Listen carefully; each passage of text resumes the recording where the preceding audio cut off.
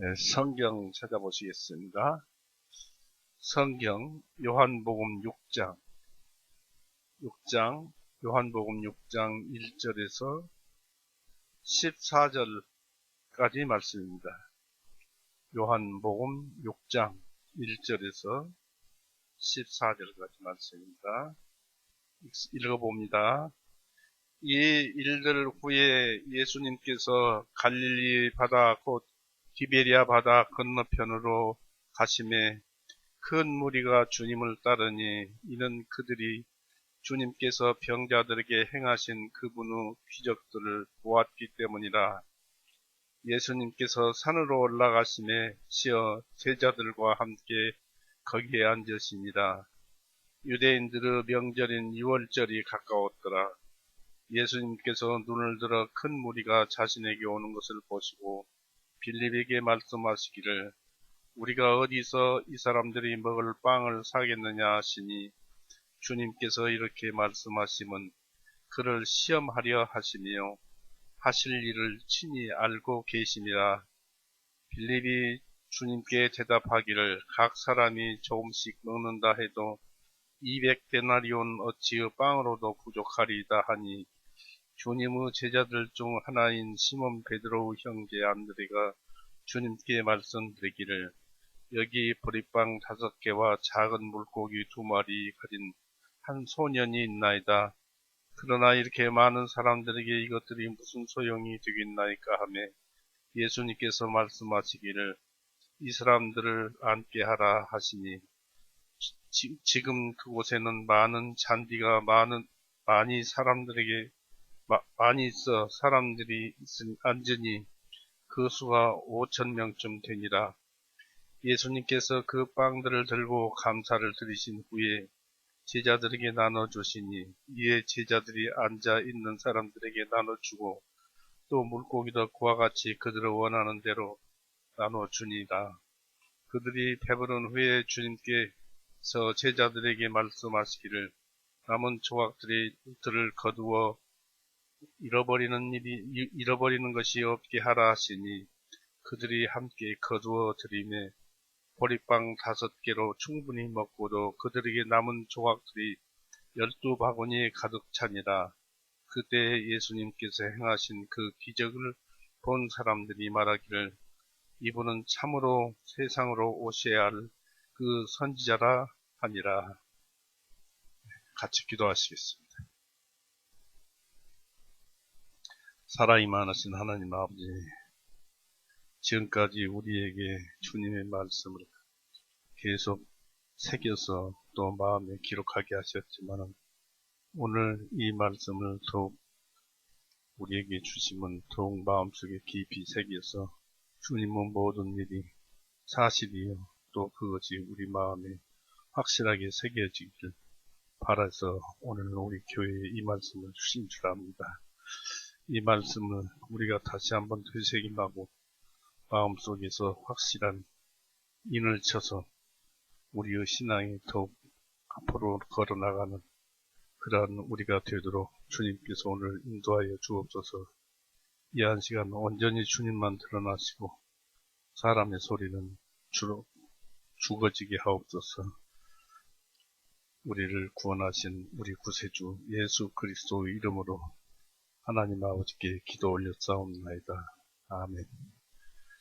네, 반갑습니다.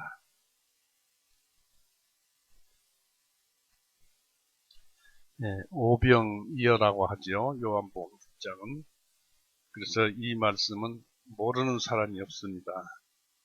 모르는 사람이 없고 너무나 흔한 말씀이라 사람들이 그냥 흘려 듣고 맙니다. 이 오병이어 말씀은 빵 5개로 또 물고기 2마리로서 5,000명이 넘는 식구들입니다. 남자만 세었으니까 여자와 아이들도 있었다면 5,000명 이상이 빵 5개와 물고기 2마리로 양을 채운 그런 기록입니다. 여기서 먼저 보면은 1절에 이 일들 후에 예수님께서 갈릴리 바다 곧 디베랴 바다 건너편으로 가시네 했는데, 이 일들 후라는 것은 앞장과 지금 이 6장과의 사이에는 건 1년 동안이라는 세월이 있어요. 그리고 이 1년 동안에 다른 세 복음서, 마태복음이나 마가복음이나 또 누가복음에서는 다 기록되어 있고, 이 사도 요한은 이 요한복음 6장 1절에서 기록된 말씀으로서 모든 진리를 풀어나가는 기초로 삼고 있습니다. 이 요한복음 5장 6절이 완전히 믿어진 사람만이 계속 다음에 요한복음이 이해하도록 되어 있습니다. 요한복음이 6장이 이해된 사람은 33절을 보십시오. 32절에서 37절까지 제가 읽어볼 것입니다. 6장 제가 읽어봅니다. 이에 예수님께서 그들에게 말씀하시길 진실로 진실로 내가 너희에게 말하노니 모세가 하늘로서 그 빵을 너희에게 준 것이 아니요 오히려 나의 아버지께서 하늘로부터 참된 빵을 너희에게 주시니 하나님의 빵은 하늘로부터 내려와 세상에게 생명을 주는 그인이다. 바로 예수님을 가리키죠. 그인이다 하시니 이에 그들이 말씀드리기를 주님 이 빵을 우리에게 항상 주소서 하며 예수님께서 그들에게 말씀하시기를 내가 곧 생명의 빵이니 내게 오는 자는 결코 주르지 아니할 것이요 또 나를 믿는 자는 결코 목마르지 아니하리라. 그러나 내가 너희에게 말하기를 너희가 나를 보고도 믿지 아니하는도다 하였느니라. 아버지께서 내게 주시는 모든 자는 내게로 올 것이요 내게 오는 자는 내가 결코 내어 쫓지 아니하리라. 이런 말씀을 누구에게 했느냐면 오병이어를 실질적으로 이 오병이어 기적을 체험한 그런 사람들에게 주었습니다. 결국 여기에서 예수님 자신을 예수님이 누구인가 정체를 밝히고 있습니다. 그 다음에 또 이것을 알게 합니다. 46절 보십시오. 46절을 아버지를 본 자는 아무도 없으되 오직 하나님께로부터 온 자만 아버지를 보았느니라. 예수님만 아버지를 보았느니라. 진실로 진실로 내가 너희에게 말하노니 나를 믿는 자는 영원한 생명을 가지고 있느니라. 내가 곧 그 생명의 빵이니라. 너희 조상들은 광야에서 만나를 먹어서도 죽었으나 이 빵은 하늘에서 내려온 빵이니 사람이 이것을 먹으면 죽지 아니하리라. 나는 하늘로부터 내려온 살아있는 빵이니 만일 누구든지 이 빵을 먹는 자는 영원히 살리라. 내가 주려고 하는 그 빵은 이 세상의 생명을 위하여 주는 나의 살이니라 하시니라. 이런 말씀을 하시니까 오병이어 체험을 했던 기적을 체험했던 그 많은 사람들이 예수님의 이 기적을 체험해서 예수님을 따르고 믿었던 왕으로 삼으려고까지 했던 사람들이 전부 떠나가 버렸어요. 제자들만 남고. 그래서 여기서부터 6장, 7장 계속 이어가면서 오병이어를 기초로 해서 말씀을 우리에게 하시고 있습니다. 이런 말도 있어요. 시편 27편 19절에 사람의 마음을 물에다 비치면은 사람의 얼굴을 물에 비치면 서로 알 수 있듯이 사람의 마음도 서로 알 수 있다. 비치면 알 수 있다. 그런 말씀이 있는데 이 말씀이 곧 그 예수님의 마음을 6장 말씀이 예수님의 마음을 비침으로 그 마음을 7장, 8장 계속 이어서 가서 펼쳐보면은 잘 알 수가 있습니다. 그런데 여기에서 우리가 이것을 또 알아야 돼요. 무엇이냐면 창세기 16장 보세요. 출애굽기 16장.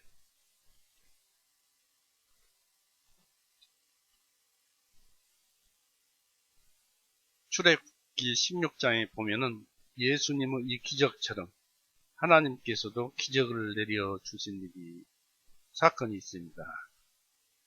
출애굽기 16장 13절에서 보시겠습니다. 때가 이르니 저녁에는 메추라기들이 올라와서 진영에 덮였으며 아침에는 이슬이 진영 주위에 내립니다. 주위에 깔린 이슬이 사라졌을 때 보라, 광야의 지면 위에 작고 둥근 것이 놓였는데 마치 땅 위에 회백색의 서리같이 세미하더라. 이스라엘 자손이 그것을 보고 그들이 서로 말하기를 이것이 만나라 하니 이는 그것이 무엇인지 알지 못함이라. 모세가 그들에게 말하기를 이것은 주님께서 너희에게 먹게 하여 주신 빵이니라 했습니다마는 이 모세가 이 세상적인 말로 이렇게 풀이하셨습니다마는 그들이 서로 말하기를 이것은 만나라. 무엇인지 알지 못합니다. 사람들이 이 만나를 도대체 이것이 무엇이냐 알지를 못했어요. 하나님께서 이 만나를 땅에 내려주셨는데 이 만나가 무엇인지를 알지 모르니까 이게 무엇이냐 그런 뜻입니다. 그리고 로마서 4장을 보십시오.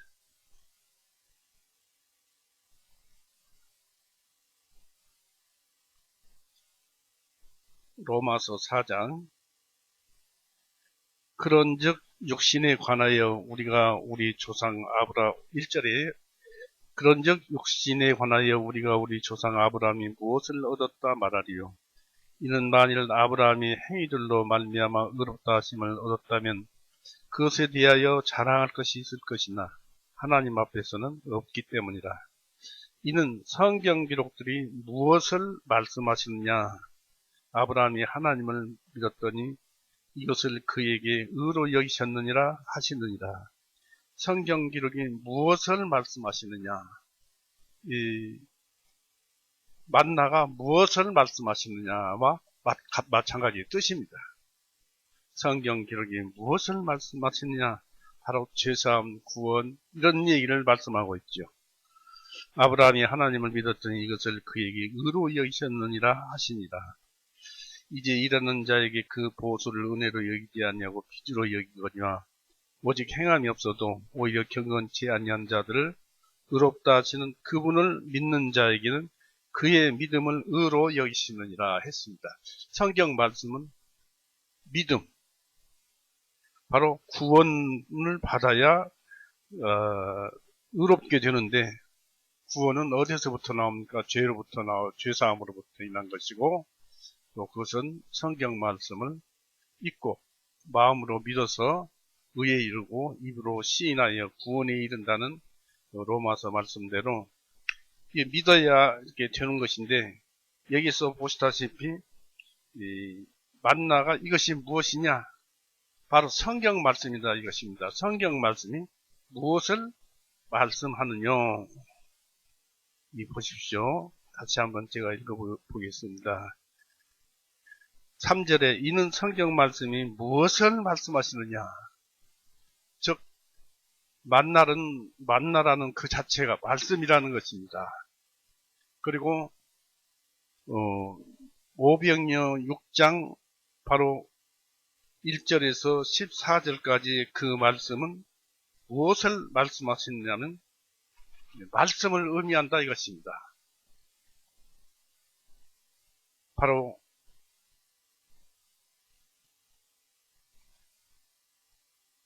6장에서 말씀하시는 빵 5개와 물고기 2마리로서 5,000명 이상을 먹이신 사건. 이 사건은 성경 말씀을 얘기하는데 이것이 무엇입니까? 무엇을 얘기하냐면 아까도 말씀드렸습니다마는 32절, 37절, 46절, 51절에서 바로 믿음을 얘기하고 구원을 얘기를 하고 있어요. 그 말씀을 이 오병이어 빵 먹는 그 사건으로 인해서 우리에게 얘기하고 있습니다. 그래서 이 말씀을 우선 먼저 초엽 부분이니까 잘 믿어져야 합니다. 왜냐하면 5,000명을 먹였다 하고 또 이 물고기 2마리로 어떻게 또는 빵 5개로 어떻게 이런 많은 사람을 먹였을까? 도저히 이 세상 그 논리로는 믿어질 수가 없는 사건입니다. 그런데 이 사건은 마태복음에도 기록되어 있고 마가복음에도 기록되어 있고 누가복음에도 기록되어 있고 여기 요한복음에도 기록되어 있듯이 사복음서에 똑같이 다 기록되어 있어요. 그런데 다른 것들은 각기 복음서에 기록된 부분이 있고 안 된 부분이 있는데 이 부분은 다 기록된 걸로 봐서 굉장히 귀중하고 또 이건 확실하다는 그런 뜻이 이 말씀 오병이어 말씀입니다. 그래서 여기서 보니까 이 빵 5개와 물고기 2마리로 남자들만 5,000명 되는 여자와 아이를 포함하면 그 수가 더 많은 수를 먹인 그 기적을 여기에서 이 기록에서 보게 됩니다. 이 기적은 그리스도의 생애의 활동에 대해서 다른 기자들도 다 기록된 유일한 부분입니다. 그런 사실성에 대해서 확고히 증거하고 있고 또 5,000명의 대중이 모인 것은 특이한 일로서 과연 그렇게 많은 사람이 어떻게 모였을까 하는 그런 사람도 있을 것입니다. 이 기적이 행해졌던 장소와 때에 대해서 알아봅니다. 이 때는 알다시피 어느 때냐면 6월절이 다가왔을 때이고 또 4장 5장과는 한참 시간이 흐를 때이고 흐르는 뒤이고 이 6월절 때가 어느 때냐면 예수님 공생의 세 번째 6월절입니다.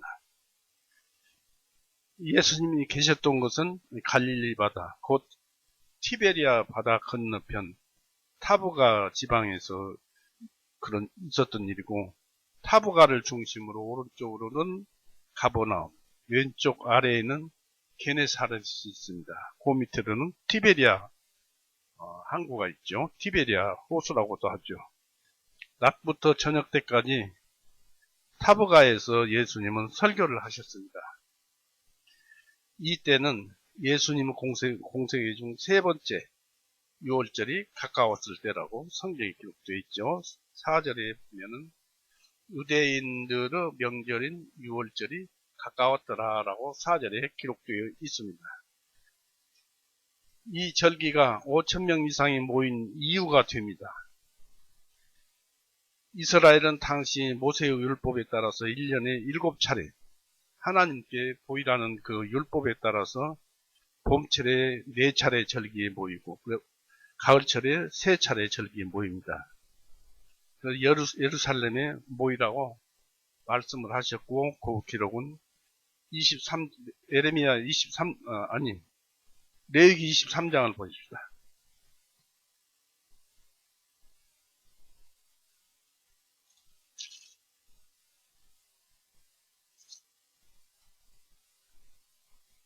(23장) 5절서부터 봅니다. 첫째 달 14일 저녁은 주의 6월절이니라 해서 6월절부터 시작되는 거예요. 그날이 1월 14일인데 이 달력은 유대력 1월 14일입니다. 그러니까 이때에 이제 그러니까 우리 달력으로는 3월 중순이나 4월 초순 이 사이에 들어있는데 유대력으로는 1월 14일입니다. 주의 6월절이니라. 그 첫 절기입니다. 두 번째는 1월 15일 예수님께서 죽으신 6월절 그 다음 날이 무교절일인데 1월 15일입니다. 그 유대력으로는 그날에 한번 모여야 되고 세 번째 절기는 수학의 첫 열매들인 맥주절 안식일 다음 날 곧 1월 16일에 드리는 초실절이 있어요. 이날은 예수님의 부활절입니다. 고린도 전서 15장 보세요. 그것을 증거하는 말씀들인데, 고린도 전서 15장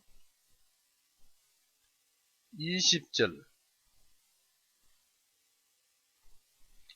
그러나 이제 그리스도께서 죽은 자들로부터 일어나셨으며 잠자는 자들의 첫 열매가 되셨느니라. 바로 3일 만에 부활하셨죠. 그래서 첫 열매가 되셨느니라 해서 3일째 되는 날이 부활절이고, 그 다음에 이제 77절이 있어요. 무교절 다음부터 세어서 50일째 되는 날, 7안식일이 3번 지나간 그 다음 날, 그날이 안식일인데, 그날은 예수님의 그날은 77절인데 성령 강림일입니다.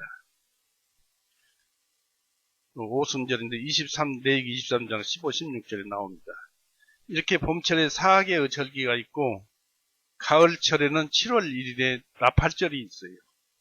그리고 7월 10일은 대속죄일이 있어요. 또 7월 15일은 장막절이 있습니다. 레위기 23장 24절, 27절, 34절, 35절 여기에 다 기록되어 있습니다. 그래서 이스라엘 사람이라면 누구나 다 성전에서 지켜야 할 절기였고, 그 절기는 예수님의 그림자였습니다. 예수님은 장막절 7월 15일에 예수님께서 육신을 입고 이 땅에 오셨고, 1월 14일 유월절, 바로 온 세상 죄를 대신해서 죽으신 날로서 그 간격은 6개월입니다.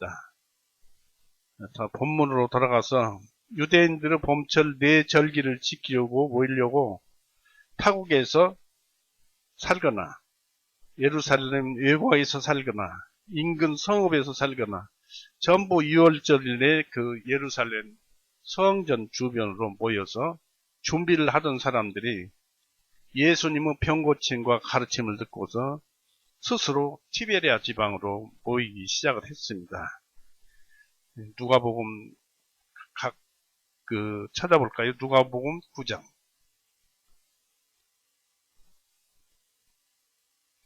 누가복음 9장 10절을 보세요.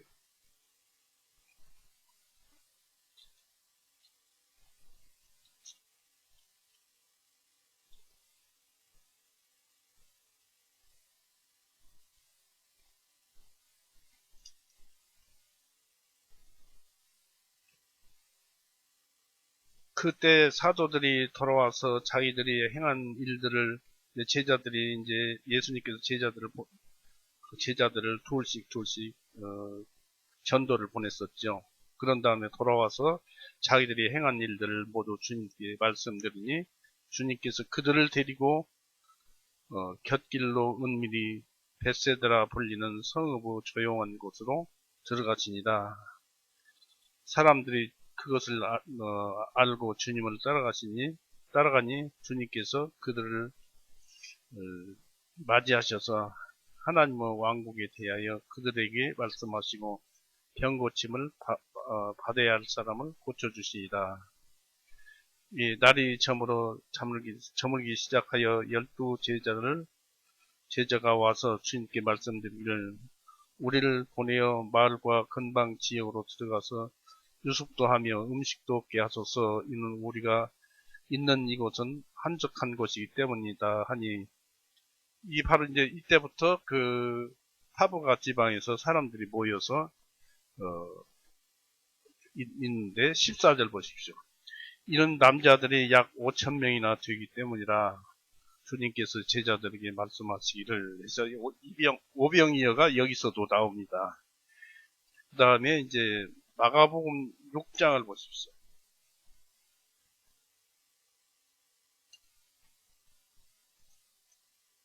마가복음 6장 32절. 이에 그들이 배를 타고 은밀히 한적한 곳으로 떠나더라.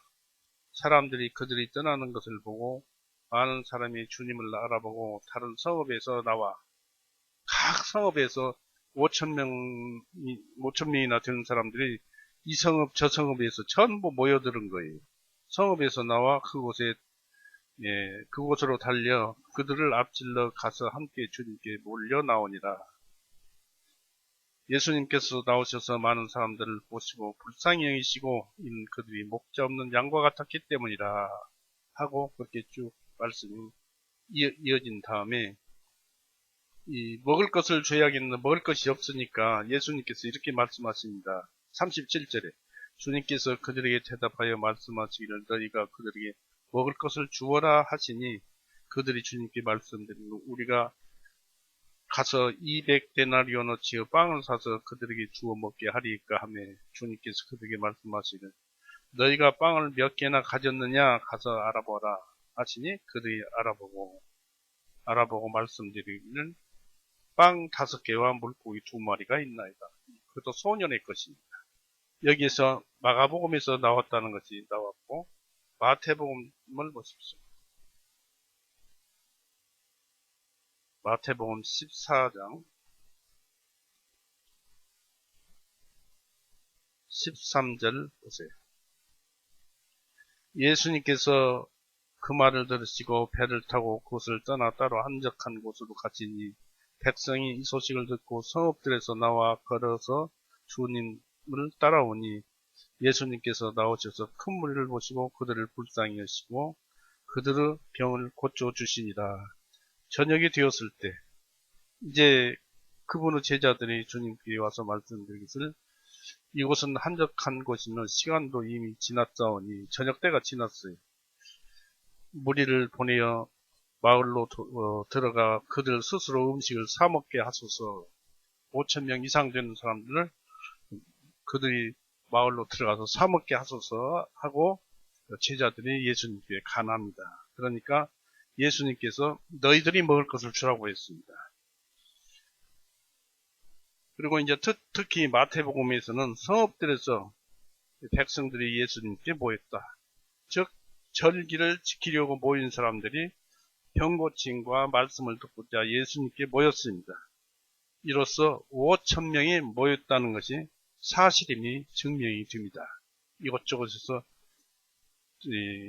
각지 전국에서 예루살렘으로 일찍 준비를 했다고 합니다. 모이던 사람들이 전부 모였으니까 5,000명이 넘죠. 그래서 오병이어 사건은 사실이요 또 기적이었습니다. 오늘날 성경 말씀이 사실이요 기적이라는 뜻입니다. 이 오병이어가 사실이고 기적이었듯이 오늘날에는 이 오병이어가 없어졌느냐 하면 그 기적과 그 능력은 살아서 숨쉬는데 그 기적과 그 기적들은 살아서 움직이는데 그것이 오늘날에도 우리에게 보여지고 있다는 것입니다. 어떤 일이냐면 성경 말씀이 사실이고 기적이라는 뜻입니다. 성경 말씀 자체에서 기적을 찾고 성경 말씀 자체에서 사실을 찾으면 찾아지는 것입니다. 그걸 말씀드리는 것입니다. 그러니까 오병이어 사건은 사실입니다. 또 기적입니다. 이것이 우리 마음에 확실히 믿어질 것이고 본 것처럼 믿어질 것입니다. 기적 그 자체에 대해서 여기서 몇 가지를 관찰을 해봅니다.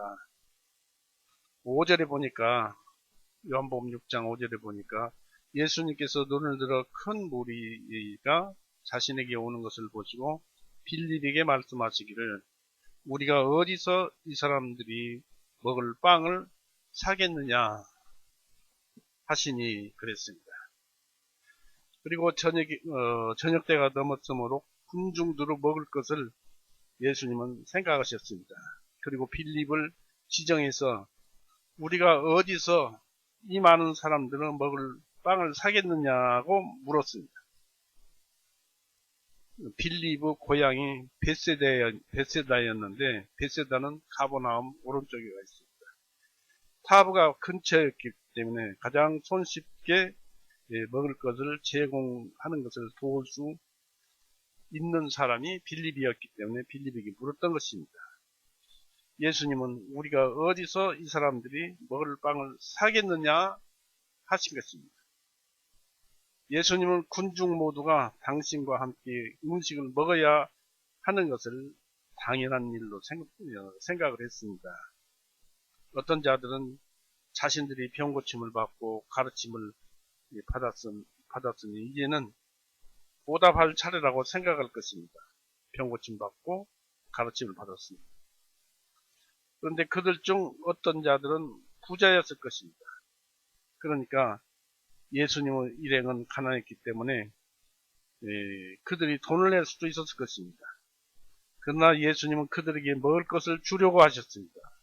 여기서 그리스도의 영적인 그 은사들을 받아들인 자들은 그 값을 치러야 하는 대신에 즉 예수님께서 병 고쳐주시고 좋은 말씀 듣고 해서 자기에게 은혜가 된 사람들은 그 값을 치러야 하는 대신에 오히려 그 은사를 받아들인 보상을 별도로 예수님으로부터 받는 것입니다. 그들의 영혼을 말씀이란 생명의 빵으로 먹이신 예수님은 아울러 그들 육신을 충분한 양식으로 먹이십니다. 그러니까 우리 그리스도인은 굶기지 않는다는 얘기입니다. 이것은 군중들의 육신을 귀하게 여기심과 일용할 양식을 위해서 기도할 용기를 주기 위해서이고 또한 가난한 자를 불쌍히 여기는 한 표본을 우리에게 설정해 주시기 위해서입니다. 야고보서 2장 15절에 16절에 잘 나와 있죠. 가난한 자에게 옷을 헐벗고 있는 자에게 따뜻하니 옷을 입어라, 굶는 자에게 밥을 먹어라 말만 하면 아무 소용이 없죠. 그러지 말고 먹여주라는 것입니다. 예수님의 질문은 우리가 어디서 빵을 살 것인가 였습니다. 그러나 예수님의 그 처지에서는 우리가 이 빵을 살 돈을 어디에서 얻을 수 있을 것인가 하고 물었습니다. 그러나 부족한 것은 그 이상으로 가진 것 모두를 내놓으려 하십니다. 예수님은 주기 위해서 사실 것입니다. 예수님은 우리에게 무엇이든지 주시는 분입니다. 우리는 줄 수 있도록 예수님을 따라서 배우고 일해야 합니다. 에베소서 4장 보십시오. 예수님은 주시지만은 주신 것으로 또 일도 해야 합니다. 에베소서 4장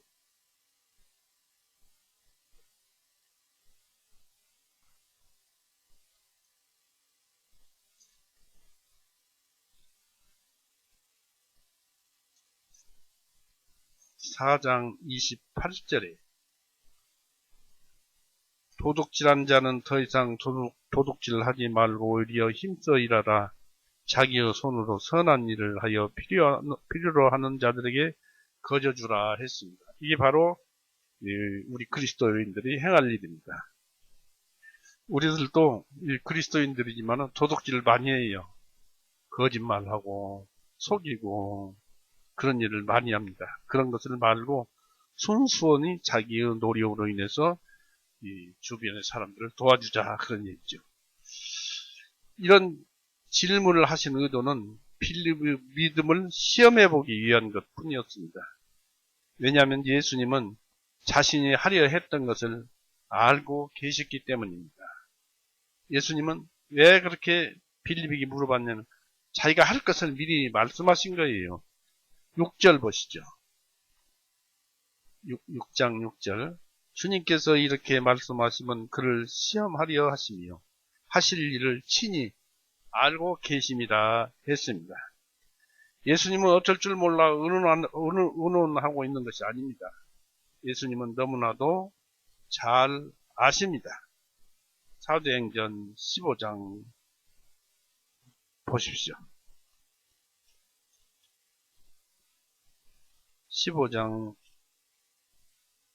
18절 하나님께서는 세상의 시작부터 그분의 모든 일들이 알려져 있느니라. 그러니까 이 하나님 곧 예수님께서는 그 시작부터 요한계시록 끝장까지 세상이 이루어져 나갈 섭리, 이 모든 일들이 예수님 손바닥 안에 있어요. 그래서 처음서부터 끝까지 다 알아요. 사람 마음도 알고 세상 돌아가는 일도 알고 어떻게 해야 할 것도 알고 다 예수님은 아시기 때문에 부탁을 하려면 예수님께 부탁을 해야 되겠죠. 기도를 하려면은 이런 질문을 하신 의도는 빌립의 믿음을 시험해 보기 위한 것 뿐이었습니다. 그래서 예수님은 자기 자신의 백성을 향해서 가지고 있는 생각을 또 알고 계시죠.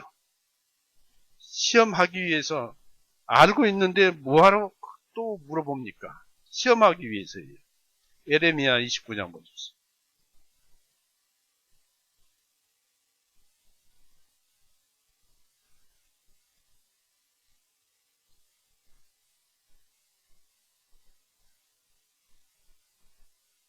에레미야 29장 11절 주가 말하노라 이는 내가 너희를 향하여 생각하는 그 생각들을 내가 아나니 곧 재앙의 생각이 아니라 평안의 생각이니 기대하던 결과를 너희에게 주리라. 예수님의 생각은 우리의 평안만 생각하시지 재앙을 주려고 생각하시는 분이 아니라는 얘기입니다. 무엇이든지 시험을 하려고 하실 때는 이미 예수님께서 무엇인가를 하려고 한다는 얘기입니다. 무슨 일을 하기 위해서 물어보지 그렇지 않으면 그냥 하시죠. 그래서 예수님께서 알고 계신 것은 불확실한 것이 결코 없습니다. 또 우리가 어쩔 줄을 모를 때도 주님은 당신이 행할 바를 다 알고 행하여 주십니다. 예수님께서 당신의 백성들을 당하게 하는 일을 즐거워하실 때는 오직 그들을 시험하기 위한 의도에서입니다.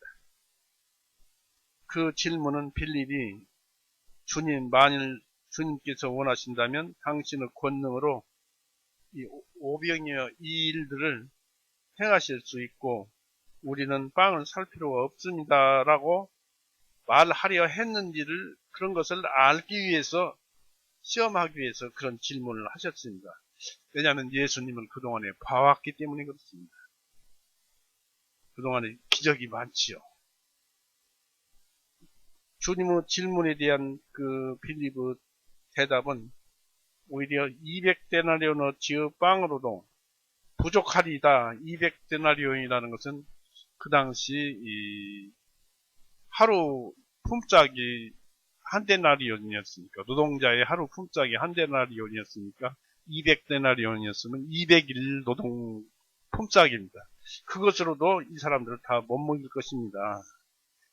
각 사람이 조금씩 먹는다 해도 부족합니다. 라고 대답을 했어요. 우리에게 그 많은 돈이 없습니다. 한 데나리온은 아까도 말씀드렸지만 노동자 하루 품삯입니다. 그래서 금액의 내용으로도 군중이 5,000명 이상이었음을 알 수 있습니다. 그 200일 노동자 한 사람은 200일 품삯을 빵을 사면 또 많겠죠. 그걸로 봐서도 군중들이 5,000명이 넘었다는 얘기입니다. 빌립의 이런 모습에서 예수님께 대한 믿음의 연약함을 보게 됩니다. 우리는 이처럼 눈에 보이고 평범한 수단들을 행하지 못할 때 하나님의 권능을 불신하기 쉽습니다. 즉 우리가 볼 수 있는 그 이상으로는 즉 말씀을 마음으로 깨닫는 그 이상으로는 예수님을 알지 못해요. 그래서 신뢰하지 못하게 되기 쉽습니다. 우리가 모른다고 해서 예수님은 모르냐 하면 그것이 아니잖아요. 다른 제자에게서 그 무리가 가지고 있는 양식에 관해서 정보를 얻었습니다. 베드로 형제 안드레가 보리빵 5개와 작은 물고기 2마리를 가진 한 소년이 있나이다. 예수님은 이 사실도 다 알고 계셨어요. 8절 9절 보십시오. 6장 8절 9절. 주님은 제자들 중 하나인 시몬 베드로 형제 안드레가 주님께 말씀드리기를 여기 보리빵 5개와 작은 물고기 2마리를 가진 한 소년이 있나이다. 그러나 이렇게 많은 사람들이 이것들이 무슨 소용이 되겠나이까 하며 예수님은 이 안드레의 생각도 알고 또 이런 말을 할 줄도 이미 다 압니다. 이것을 예수님에게 알려주었습니다. 보리빵 5개와 물고기 2마리. 이 음식들은 거칠고 평범한 것이었습니다. 보리빵이 거칠리요. 본래 가나안은 밀의 산지요. 가장 좋은 밀을 먹었다고 시편 81편 6절에 기록되어 있습니다. 그러나 예수님과 갑자기 만들어진 보리빵을 제자들은 만족해하고 있었습니다. 우리가 거친 음식만 먹어야 한다거나 거기에 신념을 두어서는 안 됩니다. 예수님이 먹었다 해서 우리도 먹어야 한다고 신념을 두어서는 안 됩니다. 우리에게 그보다 더 좋은 음식을 주실 때는 감사해야 할 것입니다. 그리고 우리는 성찬을 탐내서는 안 된다는 얘기입니다. 잠언 23장 보십시오.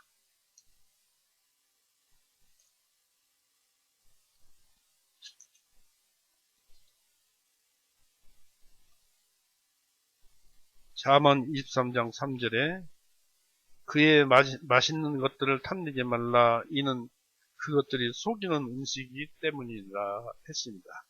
맛있는 음식들은 속이는 것이다. 무엇인가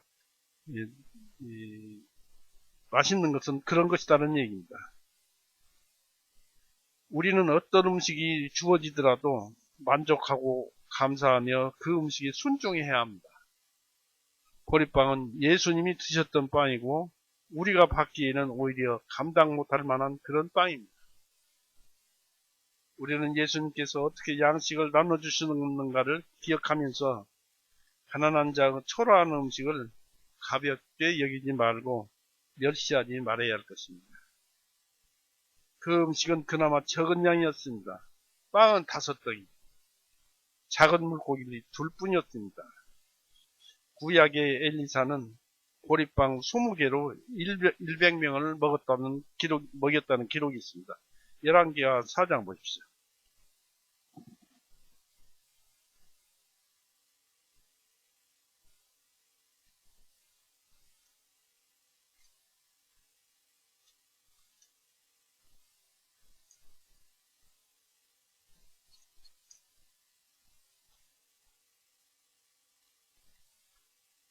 열왕기하 4장 42절. 한 사람이 비알 살리사로부터 와서 첫 열매들로 만든 빵, 즉 보리빵 20덩이와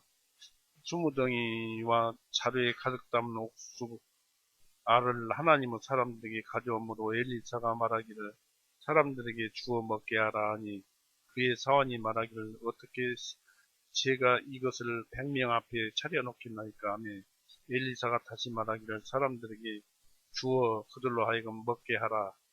주님께서 이같이 말씀하시기를 그들이 먹고 그것을 남기리라 하셨느니라. 그러니까 20개로서 100명은 먹였다는 얘기입니다.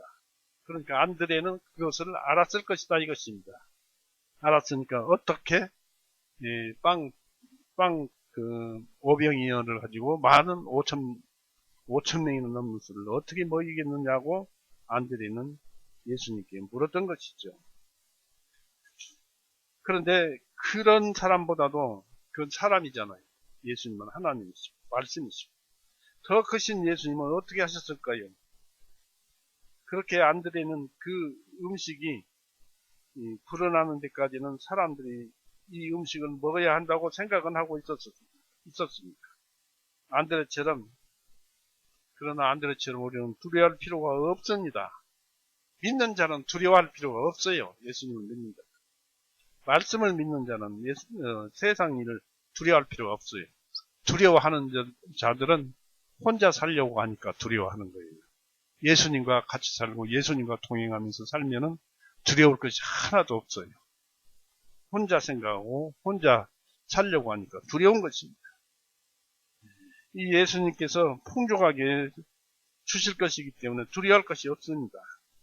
안드레는 이렇게 많은 사람들에게 무슨 소용이 있겠습니까? 라고 구절로 말을 합니다. 여기 보리빵 5개와 작은 물고기 2마리를 가진 한 손이 있나이다.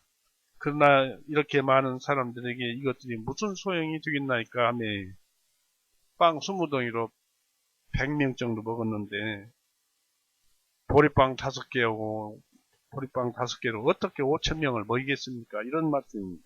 이런 얘기입니다. 그 나눠지는 일도 5,000명을 먹을 제 시간에 먹도록 쪼개서 나눠줄 일도 어렵습니다. 5,000명이나 되는 사람을 어떻게 동시에 저녁 때 한때를 때우기 위해서 그 보리빵 5개를 쪼개서 나눠서 줍니까? 시간이 얼마나 걸리겠습니까? 그 일도 어렵습니다. 라는 말 속에서 믿음의 연약함을 봅니다. 어찌 보면 그렇게 생각할 만도 합니다. 빌립과 안드레는 예수님의 권능을 고려해야 했어요. 예수님 누구십니까? 성경을 상고해야 했습니다. 광야에서 몇백만 명이나 되는 이스라엘을 40년간이나 그것도 만나를 내려서 먹게 하셨죠. 네, 굶기지 않고. 출애굽기 16장 13절에서 15절 말씀입니다. 다윗 한 사람으로서 가나안 군병 수천 명을 쫓아버렸어요. 창칼이 아니라 돌멩이 조약돌 하나로서 골리앗을 무너뜨림으로써 가나안 사람 수천 명을 쫓아버린 그런 하나님께서 어떻게 그런 일을 못하겠느냐 이것입니다. 오늘날 또 성경 말씀으로 그렇게 먹이고 계십니다. 꼭 옛날같이 빵을 쪼개서 5,000명 이렇게 먹이는 것이 아니라 성경 말씀이 그렇게 먹이고 그렇게 사람들로 하여금 살아나가도록 하게 하십니다.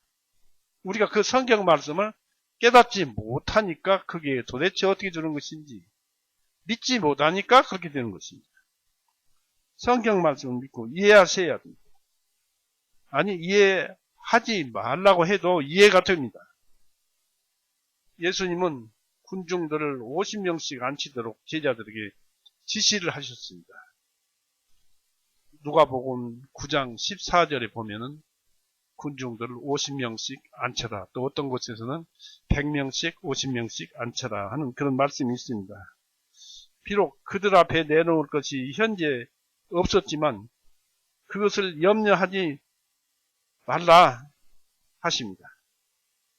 마치 그 섭리, 이 세상 돌아가는 거, 물건 만들어진 거, 뭐 없는 거, 있는 거, 만들어진 모든 일은 하나님의 섭리에서 나옵니다. 성령님은 섭리에서 나옵니다. 마치 예수님께서는 그러한 섭리를 보내서 돈 없이 사오려는 것과도 같았습니다. 무조건 만들어서 가져오는 것과 같았습니다. 이와 같이 예수님은 제자들의 순종을 시험하려 하였습니다.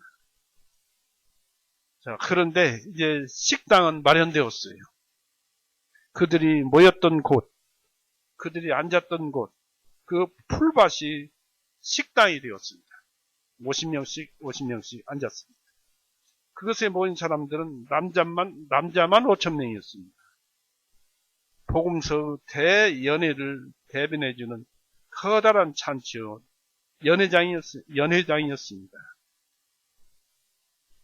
음식의 분대가 11절에 기록되었습니다. 11절 보시죠. 예수님께서 그 빵들을 들고 감사를 드리신 후에 제자들에게 나눠주시니 이에 제자들이 앉아있는 사람들에게 나눠주고 또 물고기도 그와 같이 그들의 원하는 대로 나눠주니라 했습니다. 음식 분대는 감사 기도로 행해졌습니다. 우리는 우리의 음식에 대해서 하나님께 감사드려야 합니다. 왜냐하면 음식을 가지게 되는 것은 하나님의 은총이에요. 우리의 발걸음 하나도 은총이요. 잠자는 것도 은총이요. 무슨 일을 하든지 하나님은 은혜에 의해서, 하나님은 능력에 의해서 움직여지기 때문에 하나하나가 하나님의 은총이 아닌 것이 없습니다. 그러니까 우리가 먹도록 음식을 가지게 되는 것은 하나님의 은총이고, 또한 그 음식은 여기서처럼 하나님 손길에서 오는 것이기 때문입니다. 그래서 우리는 감사로서 음식을 받아야 합니다. 디모데전서 4장 보세요.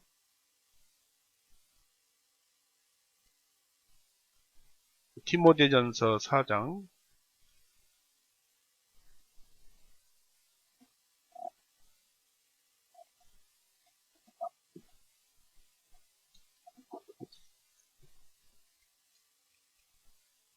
디모데전서 4장 4절에서 5절 봅니다. 하나님은 모든 피조물은 선함으로 감사함으로 받으면 아무것도 거절할 것이 없나니 이는 하나님의 말씀과 기도로서 거룩하게 되기 때문이다. 온전한 선한 믿음의 기도는 그것을 응답하도록 되어 있습니다. 이 물질을 공급받는 것은 오병이어 나눔의 연속이라고 생각할 수가 있습니다. 비록 우리 음식이 거칠고 소량이고 맛있는 것도 아닌 음식을 대한다고 해도 우리는 우리가 가지고 있는 것에 대해서 무조건 하나님께 감사드려야 합니다. 빵과 물고기는 예수님의 기도와 제자들의 손을 거쳐서 분배되었습니다. 즉 오늘날도 이 12 제자들을 통해서 성경 말씀이 기록되어 있고, 이 말씀 속에는 기적이 들어있고 또 빵도 들어있고 모든 것이 다 들어있어요. 성경 말씀 속에. 그래서 우리의 모든 위안은 근본적으로 그리스도의 손길로부터 옵니다. 그 위안을 누가 가져오든 그 위안을 보내시는 분은 예수 그리스도입니다. 주님은 우리에게 분배해 줄 제자들에게 주십니다. 그 위안을 보내신 분 예수 그리스도라는 것은 골로새서 1장 보세요.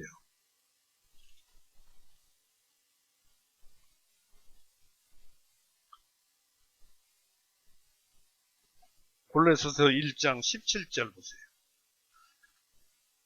16절부터 봅니다. 이는 모든 것들이 그분에 의하여 예수님에 의하여 창조되었기 때문이다. 하늘에 있는 것들과 땅 위에 있는 보이는 것들과 보이지 아니하는 것들과 왕자들이나 주권들이나 정사들이나 권능들이나 모든 것들이 그분에 의하여 창조되고 또 그분을 위하여 창조되었느니라.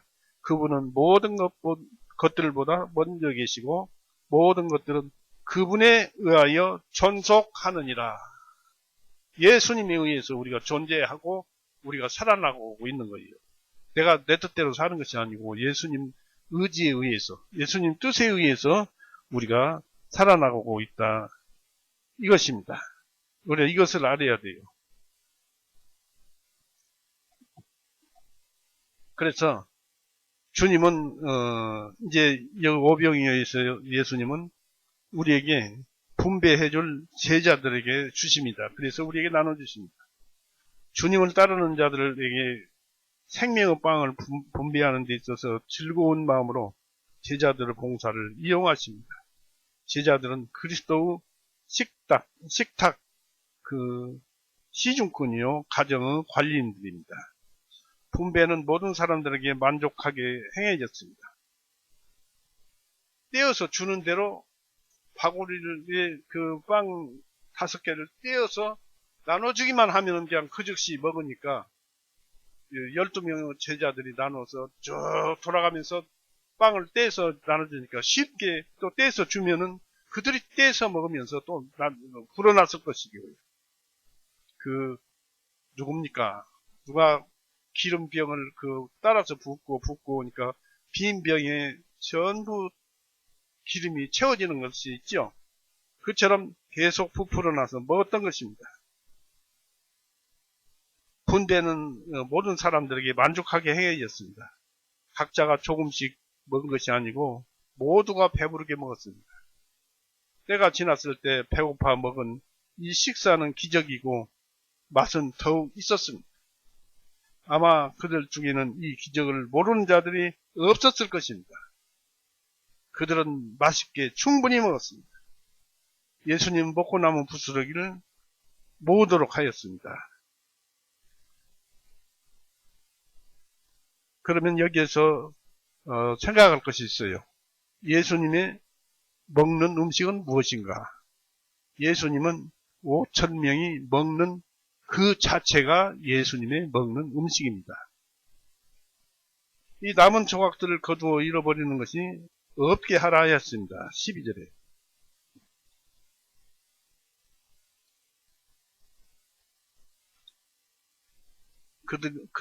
그들이 배부른 후에 주님께서 제자들에게 말씀하시기를 남은 조각들을 거두어 잃어버리는 것이 없게 하라 했습니다. 군중들이 이 남은 조각들을 거두어 잃어버리는 것이 없게 하라고 했으니까 전부 그것을 모은 것입니다. 배불리 먹고 각 사람이 기적의 원인과 과정들을 철저히 그리고 확실히 자기의 입으로 몸과 마음으로 체험을 했을 때 제자들에게 빵부스러기를 거두도록 하였습니다. 왜냐하면 우리가 하나님의 은총을 아무리 풍족하게 받았다 해도 멋대로 낭비하는 것만은 제외한다는 조건부로 은총이 허락되었기 때문입니다. 그래서 우리가 낭비하는 것을 결핍하게 만드시는 하나님은 정당하십니다. 비록 주님께서는 군중들이 언제라도 양식을 공급할 수도 있었지만은 부스러기들을 모으도록 했습니다. 우리가 배불리 먹었을 때도 다른 사람들이 결핍되어 있음을 기억해야 한다 이것입니다. 자선할 것을 가지려는 자는 검소한 자가 되어야 합니다. 버려진 음식이 있었다면 짐승들과 새들이 먹었을 것입니다. 그러나 인간들을 위한 음식을 적절한 그러한 것들을 짐승들에게 던져준다면 그것은 낭비요 손실이 됩니다. 예수님은 군중들이 배를 채운 다음에야 비로소 부스러기를 모으도록 명령하셨습니다. 이 말씀의 뜻은 육신적인 뜻만 있는 것이 아니라 영적인 뜻도 있습니다. 하나님의 말씀이나 도움, 우리의 시간들, 위대한 자비들을 잃어버리지 않도록 해야 한다 이것입니다. 이런 명령은 지켜졌습니다. 13절에 보니까 그들이 함께 거두어 드림의 보리빵 5개로 충분히 먹고도 그들에게 남은 조각들이 12바구니에 가득 차니라 했습니다. 이것은 그들이 환상으로서가 아니라 참된 양식으로 배를 채웠다는 기적이란 진리에 대한 증거였을 뿐만 아니라 그 진리의 기적의 위대성에 대한 그 체험적 증거였습니다. 남은 광주리가 제자들 수만큼 있었습니다. 남은 부스러기를 오늘날 12사도를 통해서 우리 이방인들이 먹고 있습니다. 이것이 또한 체험적 기적이 아니겠습니까? 우리가 구원을 받잖아요. 신생하잖아요. 또 세상의 모든 일에 있어서 믿음으로서 주님께서 이루어주고 있잖아요. 이게 체험적 기적이 아니겠습니까? 오병이어는 살아서 우리에게 숨쉬고 그런 기적을 우리가 알려줍니다. 신생이란 영적 체험과 섭리의 체험에 의해서 그때부터 비로소 하나님을 섬기는 참백성이 된 것입니다. 제자들은 나누어 가진 대가로 그 이익을 되돌려 받았습니다. 12광주를 받았어요. 14절에 예수님의 오병이어 기적의 은혜를 맛보았던 자들에게 이 기적이 끼쳤던 영향이 기록되었습니다. 14절 보십시오. 그때 예수님께서 행하신 그 기적들을 본 사람들이 말하기를 이분은 참으로 세상으로 오셔야 할 그 선지자라 하니라. 이제 비로소 메시아 그리스도이신 줄을 알았어요. 예수님께서 그분인 줄을. 그런 예수님을 이분으로 참으로 세상에 오셔야 할 그 선지자라 하니라고 했습니다. 몇 가지를 생각을 해보면은 통속적인 유대인들은 큰 확신을 갖고 메시아가 세상에 올 것으로 기대했고 그 메시아는 선지자일 것으로 기대를 했습니다. 여기서 그들은 확신 있게 메시아가 오셨음을 얘기했습니다. 그러나 어떻습니까? 내 살을 먹고 내 피를 먹는 자라야 한다는 때 다 도망갔잖아요. 이 바리새파 사람들은 그들을 그런 자들을 예수님을 믿는 자들, 선지자로 아시는 자들, 아는 자들, 메시아로 아는 자들, 그런 자들을 바리새파 사람들은 그들을 율법을 알지 못하는 자라고 경멸을 하였습니다. 그러나 군중들은 바리새파 사람들이 알고 있었던 것보다 더 확실하게 율법의 목표이신 예수님을 알고 있었음을 분명합니다. 율법의 목표가 무엇이죠? 사랑이죠. 예수님은 사랑이시다는 것을 분명히 알았어요. 그 많은 사람들을 먹을 것을 주시고 고쳐주시고 사랑이 아니면 그걸 할 수가 없잖아요. 또 우리 죄를 대신해서 죽어주시고 사랑이 아니면 그렇게 할 수 없잖아요. 모든 일은 사랑에서 출발돼요. 이 그리스도가 행하셨던 기적들은 그가 바로 약속된 메시아이고 하나님께로 오신 선생님이시요 위대한 선지자였음을 분명하게 증거해 주었고 오셔야 할 분은 바로 예수님 자신이었다는 사실을 확신시켜 줄 수밖에 없었습니다. 요한복음 4장 보십시오. 24절에서 봅니다. 하나님은 한 영이시니 그분께 경배드리는 자들은 반드시 영과 진리 안에서 그분께 경배드려야 할지라 하시니 그 여자가 주님께 말씀드리기를 저는 그리스도라 하는 메시아가 오실 것을 아니다 하니까 그분께서 오시면 우리에게 모든 것들을 말씀하여 주시리다 하며 예수님께서 직접 그녀에게 말씀하시기를 너와 말하고 있는 내가 바로 그니라 하시니라. 자기가 예수 그리스도라는 것을 이 수가성 여인, 물길로 온 여인에게 자신을 밝힌 것입니다. 내가 그리스도다. 또 48절 보십시오. 요한복음 4장 48절 그때 예수님께서 그에게 말씀하시기를 너희는 표적들과 이적들을 보지 아니하고는 도무지 믿지 아니하리라 하시자 했습니다. 그들은 그걸로만 믿지 이렇게 영적으로는 믿들 안 했다는 얘기입니다. 그래서 지금 오병이어가 시작되는 것입니다.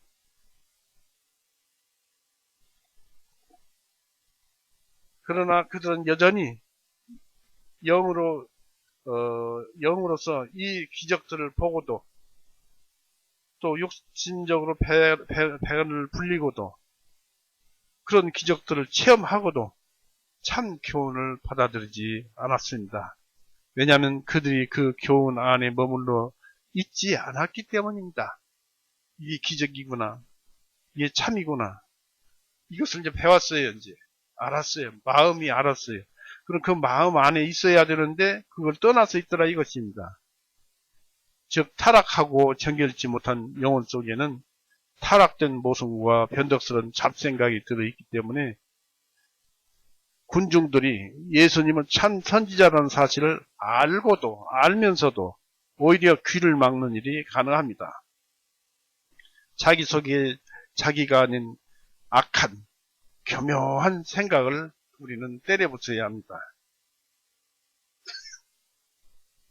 그래서 오늘 말씀은 여기서 끄집어낼까 합니다만은 오병이어 사건은 사실이었다. 이렇게 진실로 드러났다. 이런 일을 하나님이 하셨다. 오늘날은 성경 말씀으로 하신다. 우리는 깊이 생각하고 묵상하면서 생각해 봅시다. 왜냐하면 사람의 얼굴을 물에다 비치면 서로 보이듯이 사람의 마음도 서로 비치면 보인다고 그랬습니다. 성경 말씀은 하나님의 말씀입니다. 하나님의 마음이고 예수님의 마음입니다. 예수님의 마음이 이 성경을 통해서 우리 마음에 비치잖아요. 그러면 그 비침과 동시에 내 마음도 이 성경 말씀 속에 있는 하나님께 빛입니다. 그 속에서 진리를 깨우쳐서 더욱더 한 걸음 한 걸음 나가는 우리 교회 성도들이 되시기를 바랍니다. 오늘 이렇게 해서 마치겠습니다. 기도하시겠습니다.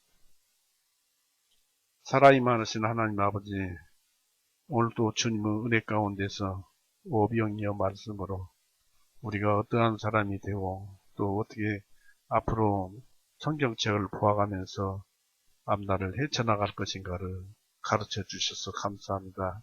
아무리 힘들고 어렵고 세상이 당장 내일 무너진다 해도, 지금 우리 앞에 무너진다 해도 주님의 말씀만 붙들고 살아가면 두려울 것이 하나도 없는 줄 압니다.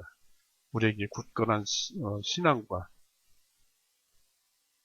굳건한 믿음을 주셔서 우리 형제 자매님들 모두에게 은혜가 되고 또 행복이 되는 그런 은혜가 되도록 은혜를 주시옵소서. 우리를 언제나 사랑하셔서 항상 삶 속에서 우리를 구워보시는 우리 구세주 예수 그리스도 이름으로 감사하며 기도 올렸사옵나이다. 아멘. 마치겠습니다.